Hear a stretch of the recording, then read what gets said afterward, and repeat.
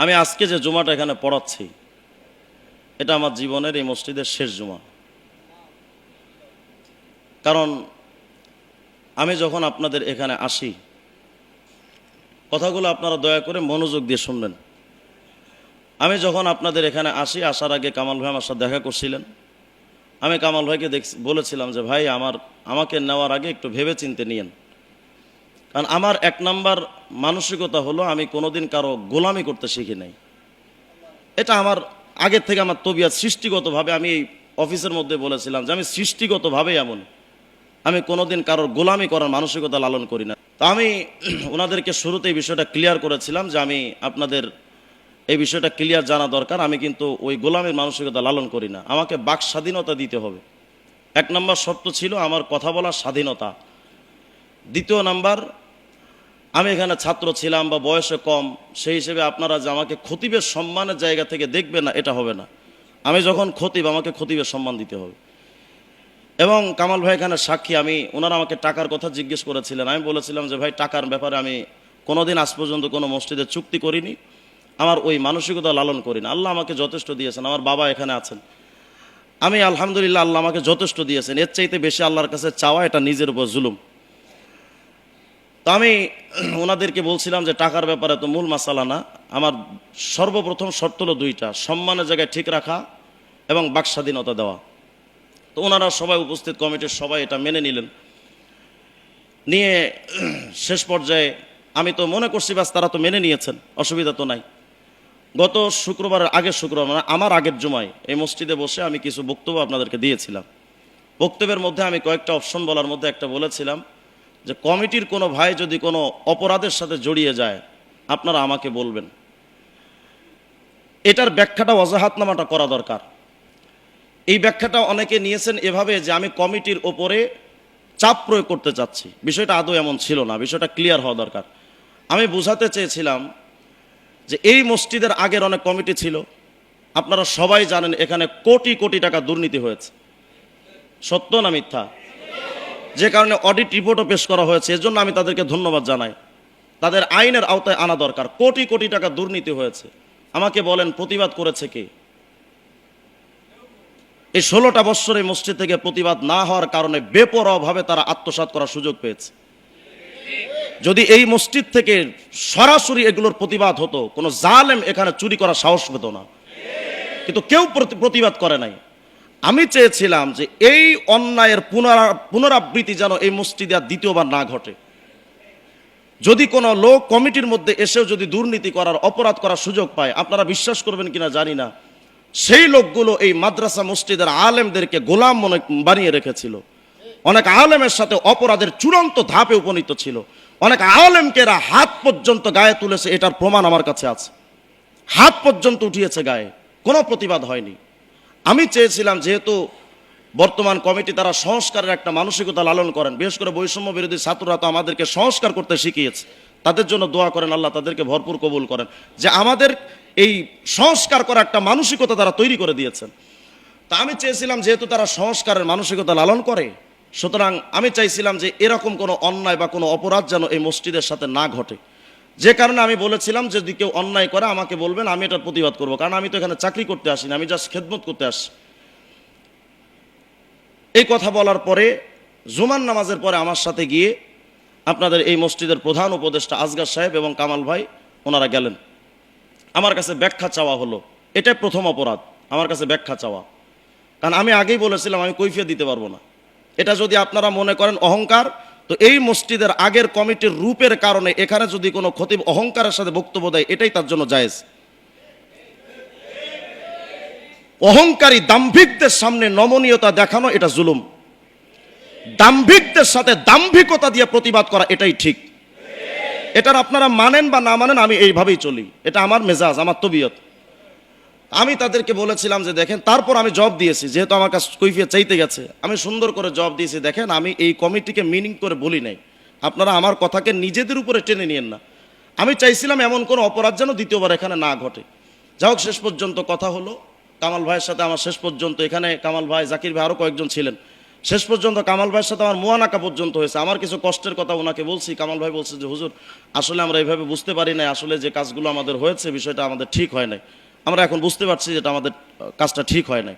তো যাই হোক, আমি কামাল ভাইকে বললাম যে ভাই যেহেতু আপনারা বুঝতে পারেন নাই, এটা নিয়ে আমার কোনো আর মানে কোনো ঝামেলা নাই, বাস যেটা গেছে 5 to 5। কামাল ভাই কেন সাক্ষী, আমি নিজে তাকে বলেছি যা গেছে বাস বাদ দেন। তো ওনারা আমাকে আসগার সাহেব আমাকে বললেন যে আপনি এই জবগুলো কিভাবে দিবেন। আমি বলছি আমি লিখিতভাবে জব দিব।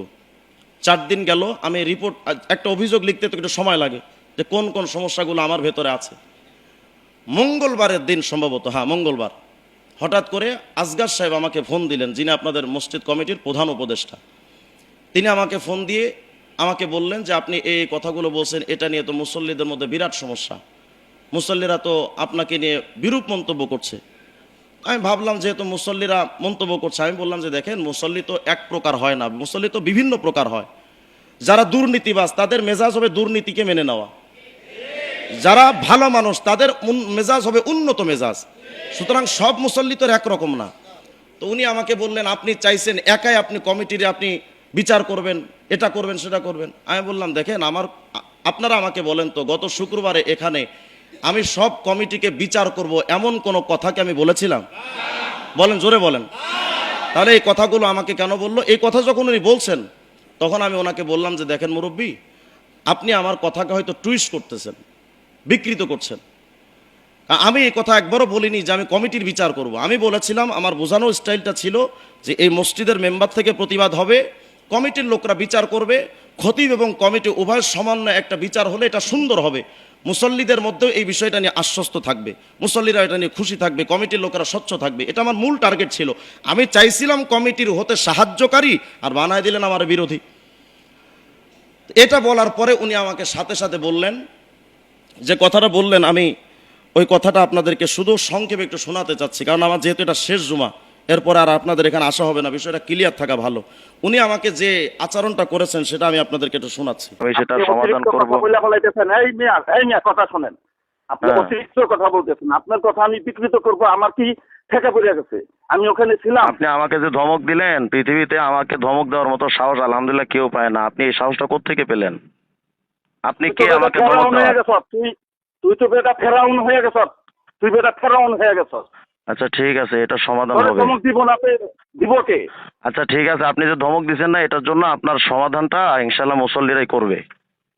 আপনি এটা অপেক্ষায় থাকেন, আপনি এটার জন্য অপেক্ষায় থাকেন। ঠিক আছে, আমি আসতেছি সামনে শুক্রবার, আপনিও আইসেন। ঠিক আছে, হ্যাঁ।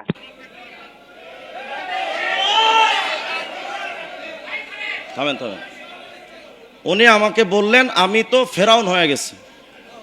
এখন আপনারা আমাকে বলেন, ফেরাউনের পেছনে নামাজ পড়া কি জায়েজ আছে? বলেন বলেন, জায়েজ আছে? তাহলে আমি এখানে কেমনে জমা পড়াই?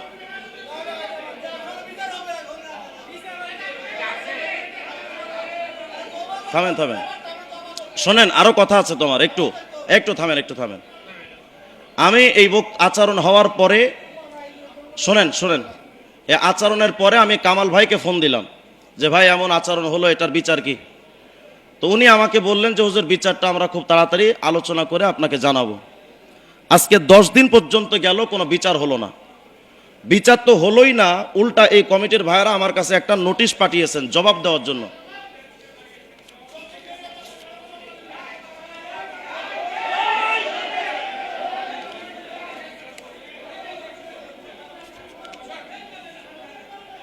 বসেন বসেন, আমার কথা তো শেষ হতে দিতে হবে না, আমার কথা বলতে দিতে হবে। বসেন বসেন বসেন, শোনেন।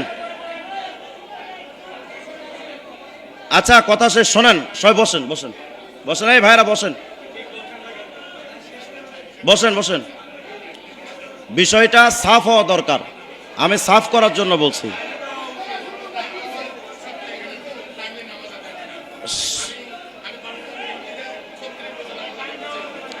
শেষ কথা হলো, শোনেন ভাইরা শোনেন।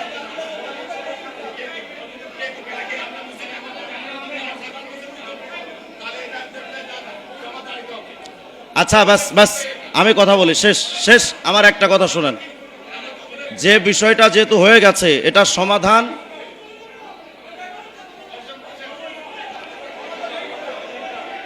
আচ্ছা সবাই সুন্নাত পড়েন, সুন্নাত পড়েন।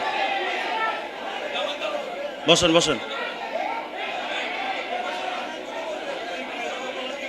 হ্যাঁ সবাই সুন্নাত পড়েন, সুন্নাত পড়েন।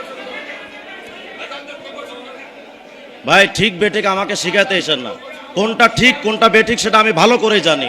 আপনারা আমার সাথে যে অপরাধ করেছেন এটাই প্রথম ভুল আপনাদের ছিল। সবাই সুন্নাত পড়েন, সুন্নাত পড়েন।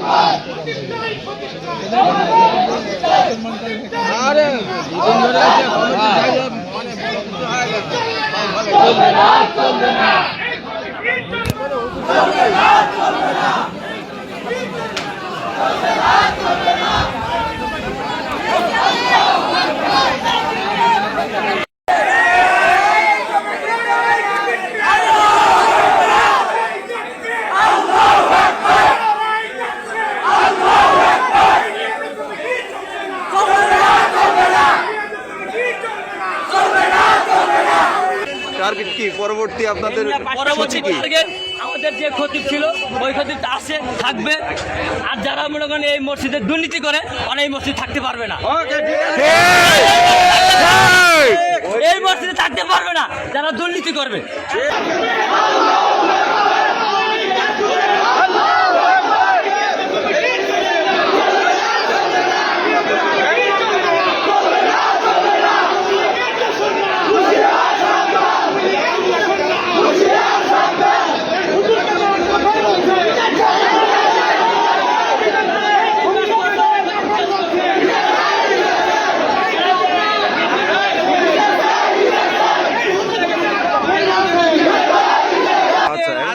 কমিটির প্রতিষ্ঠা উনি বলছেন যে খতিব সাহেবকে কাফের। এখন এই জিনিসটা কেন বলছে আমরা জানতে চাই। এই খতিব সাহেব কি আবার চাচ্ছেন? আমরা অবশ্যই হক কথা বলতে ওনাকে চাই, হক কথা জানাবে ভাই, কথা বুঝতে চেষ্টা করেন, হক কথা যারা বলবে তাদের পক্ষে আমরা আছি। সম্মান মানে কি আমাদের সবার সম্মান, খতিব সাহেব যদি অন্যায় করে তাতে আমরা বিরোধ, আমরা কি অসম্মানী হব না ভাই? কমিটি যদি বিরোধ যায় আমি তাদের আমরা কি অসম্মানী হব না? কথাই আমরা এই